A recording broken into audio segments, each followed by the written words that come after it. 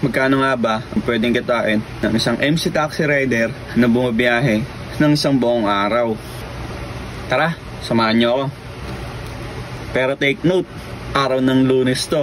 Alas 5 ng umaga, nagsimula yung biyahe ko. Unang bira, papuntang MRT North Avenue, galing Sangandaan. Kasunod naman, papuntang Don Julio, parting Bagbag. Pagkaikot ko ng MRT North Ave, doon ko lang din naman na-pick up si Madam. Pangatlong booking, papuntang Valenzuela naman yan. Yung sumunod dyan, Caloocan South to Tondo, Manila naman. Mula Tondo, Manila, ang kasunod, papuntang Santa Cruz, pero parting Makati yan. Auto accept lang, kaya kahit anong pumasok na booking, palagyan. Mula Makati, pabalik ng Manila naman. Sabay Manila, to Makati na naman. Ang kulit ng booking, paikot-ikot lang. Napasukan naman tayo ng isang cancel, pero ayos lang. Gapang, papuntang Mandaluyong. Sabay pasok ng booking, pabalik ng Makati naman. Lang yan. Yung kasunod na booking, same scenario. Pagbalik ko ng Mandaluyong sa Makati, pinabalik lang ulit ako. Pero all goods, dahil pagdating ko ng Makati, papuntang Mandaluyong naman. Yung kasunod na booking ko. Pagbaba lang ni bossing, napasukan naman ulit ng booking. Yung apps ko, pabalik ng Makati ulit. Nagsawa na ba kayo? Ako nagsawa na, kaya lumayo-layo naman ako. Pero ang totoo, walang pumapasok na pandosing booking sa apps ko. 9:30 AM yung pang 11 na booking ko. Buti na lang, bago matapos ang AM incentives, medyo buenos pa ako. Papuntang Arligui, Manila, yung huling naging biyahe ko. Sa lugar na rin na to, nagpahinga ako. Kakain para makabakbak ulit mamaya. Time check,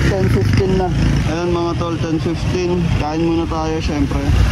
So meron na tayong 838 pesos mga tol.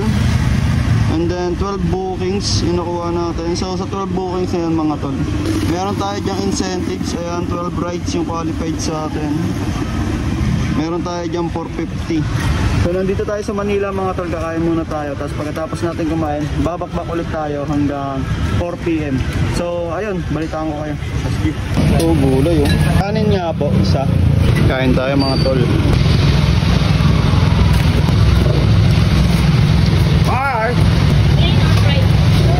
Tambay tayo sa punuan mga tol. Kakatapos ko lang kumain, binayaran ko daw 40 pesos. Sobrang mura ng pagkain dito tol. Papunta yun ng Arligui, Dumbande, kung familiar kayo. Ayun 40 pesos lang ang palaya at saka isang kanin. Solid. So ngayon nakahiga 10:40 AM na. Biyahe tayo mamayang alas 11. Pahinga lang tayo mga tol. Let's go! Sarap matulog. 10:57. Open na ulit tayo para bumiyahe. Ayan, online. Tagal na natin di mo biyahe. This week wala tayong biyahe. Pero laman ng ating wallet ay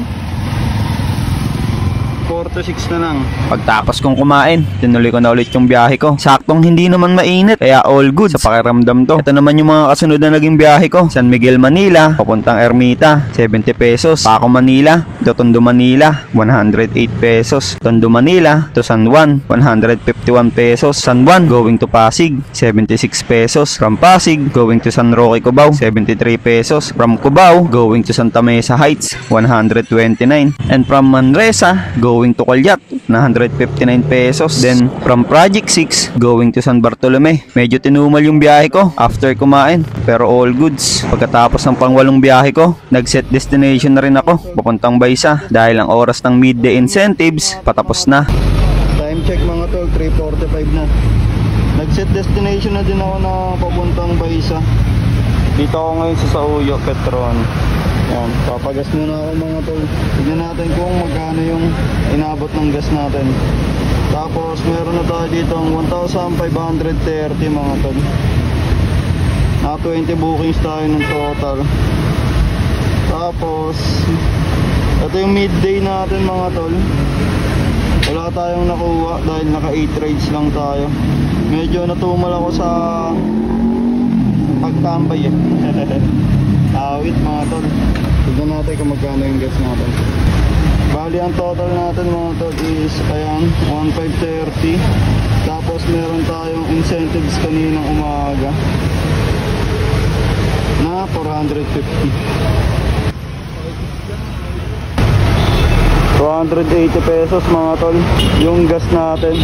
Tapos tignan naman natin dito mga tol yung total kilometers na tinakbo natin mga tol. Nag-set tayo kanina. Average natin na fuel is 34.7.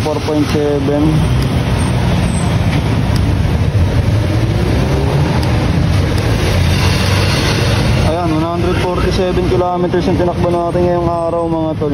All goods in the hoods. Uwi na tayo mga tol.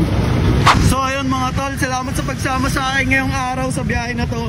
Pero hindi pa tapos yung araw. May ginagawa pa tayo after natin bumiyahe. Ayan, bumili kayo ng shower cup mga tol. Dito tayo sa Mars. Tabi tayo ng Jollibee Baysa mga tol.